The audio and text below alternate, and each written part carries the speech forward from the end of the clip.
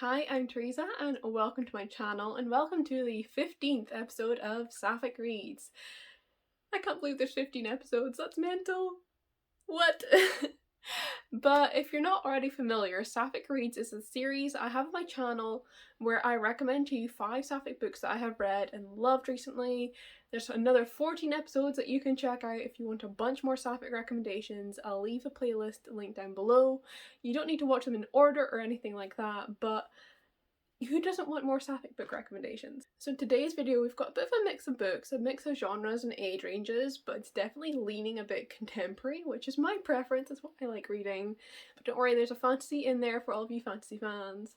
And also, I've been really getting into adult romance this year, so I've got a couple of those as well, and a new favourite book, and it's just a lot of cool books in this video and I'm so excited to talk to you about them all. So without further ado, let's just get started. First up we have got Delilah Green Doesn't Care by Ashley Herring Blake. This is one of the adult romances I mentioned and this was just so lovely. It was one of my more anticipated releases of this year and it lived up to it. It was brilliant. I really had a great time with it. This follows a dual perspective between Delilah and Claire. Delilah is a photographer living in New York and she's just about to catch her big break when her estranged stepsister invites her home to photograph her wedding. And now Delilah and Astrid, her stepsister, they don't get along, they've never gotten along. But Delilah can't refuse the paycheck.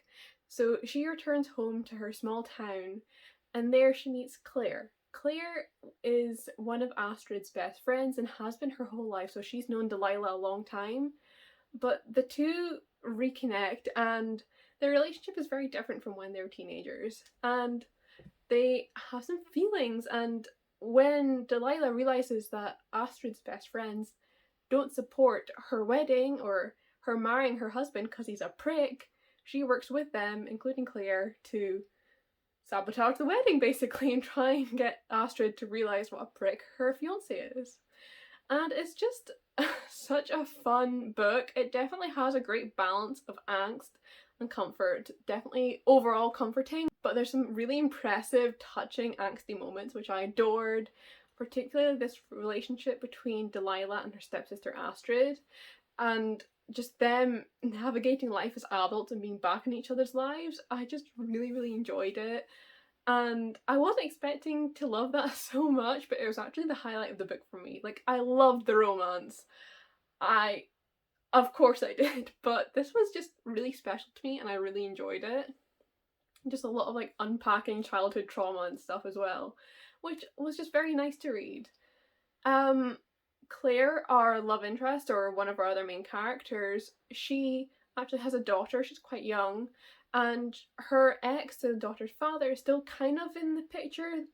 Him and Claire aren't together, but there's some tension and some drama going on there with him. Nothing romancy, but just Claire dealing with being a single mum and having a kind of absent father to her daughter in her life as well. And I just really enjoyed Claire's relationship with her daughter. This was one of the things I was really excited about in this book, because I am a sucker for when there's a kid involved in a romance book. Obviously not as the main character, but as one of the main character's child.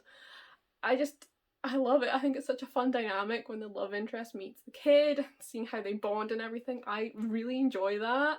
And I was not let down with that here. There's some really sweet moments between Delilah and the kid, and I just had a great time with it. And yes, it's also quite steamy and it was just really fun. I liked the relationship, I liked how it developed, I liked the steamy scenes. It was an overall really good time. I loved reading it so much. I'm really excited to read more from Ashley Herring Blake. She has a pretty decent sized YA backlist that I have a book or two of hers already that I really want to read, but then also Delilah Green is the first in this kind of spin-off adult romance series from the same author. They're all going to be sapphic and they follow 3 of the characters that are introduced in this book here, and the second book is with Astrid, Delilah's stepsister, and I'm just so excited for this book. I've heard really great things about it so far. I was declined for a review copy, so I won't be able to read it early, but I will be reading it when it's out and I really cannot wait. So the next book on this list is also an adult romance, and I actually read the two of these in this Reading Adult Romances vlog, so I will leave that link down below if you want some more in-depth thoughts on these books, especially like as I read them, because it's been a minute since I read them. But yes, the next book is Written in the Stars by Alexandria Belfer. This is once again the first in a adult romance trilogy of books that kind of spin off from each other. These are the two next books in that series, which I'm very, very excited to get to. I got them recently, and I love this book here, so I can't wait to read these. I won't be including the rest of the series in another episode of Sapphic Reads because I've decided not to include sequels, so you'll have to stay tuned to some forthcoming wrap-ups to find out what I thought of these, but I anticipate loving them very, very much. So, Written in the Stars. This is a opposites attract fake dating romance, and I just had a fantastic time with it. So you follow Darcy and Elle. They are set up on a date by Darcy's brother, who's determined that his sister needs to get back out there and fall in love. But the date goes disastrously. But Elle provides a convenient excuse to Darcy for her brother to stop setting up on these dates, so she lies to him and says that it went well, and Elle gets roped into it, and this is how our fake dating scheme comes about. Because Elle works with Darcy's brother, so they see each other every day, so they have to keep up this fake dating scheme. Because Elle is an astrologer, and she is working with Darcy's brother, who set up this matchmaking app to add astrology to it, and it's very interesting. I'm not an astrology person, but I don't know, I really like reading about Elle's love for it and everything. And he's actually the love interest in the second book as well, so I'm excited for his story. And yeah, it was just a really lovely book. I really enjoyed the relationship growing between these two. I thought that they worked so well together, and like the opposites attract worked so well as they kind of began to understand each other and get to know each other better, and I just worked so well. Again, a bit steamy, also very well written, and it was just a really fun time. There's also a bit of angst in kind of their family situations for Elle and Darcy's past with romance, and then working through that together and everything, and it's just so lovely. I really enjoyed this book, and I'm really excited to read more from the series and from this author. She's just announced the cover for her new book, and it is stunning. Next up we have got Dangerous Remedy by Dunn. This is the first in the Battalion of the Dead trilogy, which just recently wrapped up, so it's complete and you can read it all now. I really recommend you do, though I've still only read this first book. I'm a bit intimidated by the second and the third because I hear that this series gets a bit painful, and I'm not sure I'm in the right mood to read something that painful. I'm really in a romance mood, but I'm excited to get to it when I feel a bit less fragile. So yes, this is a historical fantasy set during the French Revolution, and you follow a group of queer teenagers who are all working together to help some of the people who are being wrongfully imprisoned or sent to the guillotine during this very charged political climate. And when they're hired to break this girl out of prison, she's not what they expected. She has this ability to manipulate electricity, and this means that she's very valuable to both sides of the revolution, the royalists and the revolutionaries. And our group are caught in the middle with this girl deciding what on earth are they meant to do with her, because they can't send her back to these people knowing that she's going to be hurt and abused, and her powers could wreak havoc. So they're in a very tough spot, and that is what we deal with in this book, and it's just really fun. I had a great time with this book. There's also some emotional moments, especially towards the end. But overall, it's really fun. I really enjoyed it. I like French history, I like French language, so I liked reading this book a lot, and from what I've heard from French readers, you know, Paris is very well written at this time, the revolution's very well written, and little bits of French and stuff, it all works, it's all effective, so that's always good. So yes, what makes this book sapphic is our two narrators, a bi girl and a lesbian girl, and they are together at the beginning of this book, which you don't often see in a fantasy series. It's usually about getting together, which I find really fun. And I just liked that the author did something different with having a pre-established relationship, and how you see their relationship put to the test by what they're going through. It's just a different perspective, and I find it really fun to read and interesting. And yeah, I just had a brilliant time with this. Very excited to continue this series, and yeah, it was just a really great book. I really recommend it. Next up, we've got a new favourite of mine, and that is If You Still Recognise Me by Cynthia. So this book is gorgeous. I love it. It's so good. So this is a young adult contemporary novel that follows Elsie, who's just finished her final year of school. And she is gearing up to tell her online best friend Ada about her feelings for her. And when Ada mentions her grandmother, who had this really intense friendship with another woman back when her grandmother lived in the UK where Elsie lives, then lost contact with this other woman, Elsie decides she's going to find this woman and reconnect them, and that can be her grand gesture to show Ada how she feels about her. And so she sets off on this quest, but then things get a bit complicated when Joan, her ex-best friend from when they were children, who she connected to like no one else before, walks back into her life. And you follow just this really gorgeous, beautifully written story of Elsie navigating all these feelings that she's got going on for Joan, her ex-best friend, and Ada, her internet crush, and just friendship and family. It's so gorgeous.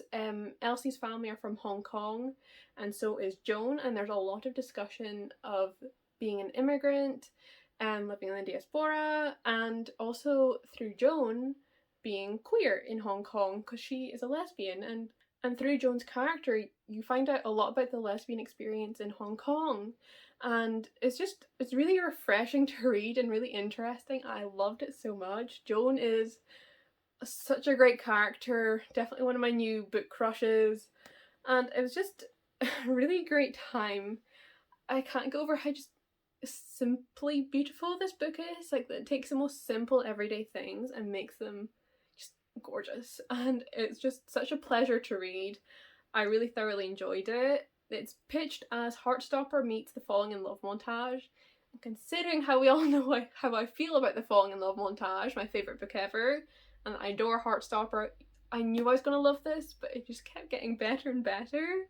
And it just has so many things I like about it, and I had a fantastic time. So thoroughly recommend this, and I really hope that you pick it up. And the final book I want to talk about is Radio Silence by Alice Oswin. This is one that I read in just a single sitting, and I was like, what do I do with my life now? Like, it just consumed me and spat me out the end, feeling like completely different. And I had a brilliant time with it.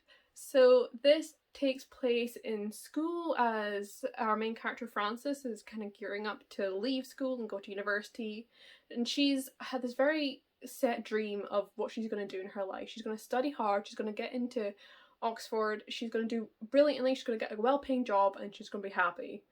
And throughout this book we see this idea challenged, and this is especially as she becomes friends with Aled, who is the kind of quiet boy who she then realises is the host of her favourite podcast on the internet.